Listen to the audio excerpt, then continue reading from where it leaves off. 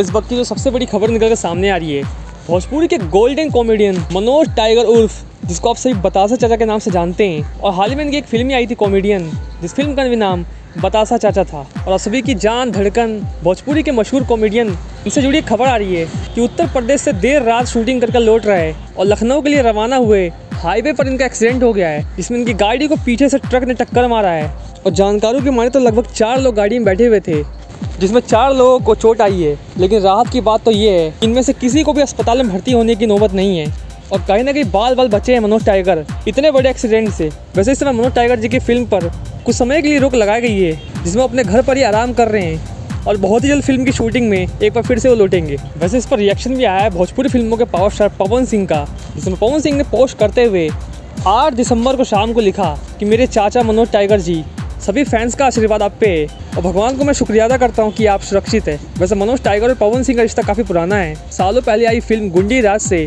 जब से पवन सिंह मनोज टाइगर को चाचा कहकर पुकारते हैं। तो फ्रेंड्स, आप सभी दुआ कीजिए कमेंट बॉक्स में कि बतासा चाचा एक बार फिर से अपनी फिल्म की शूटिंग में बैकअप करे और आप सभी को भोजपुरी पर्दे पर ऐसे ही हंसाते रहे। इस वीडियो में फिलहाल इतना ही। इस तरह खबरों को पाने के लिए हमारे चैनल से बने रहिए। मिलते हैं नेक्स्ट धमाकेदार वीडियो के साथ, तब तक के लिए धन्यवाद।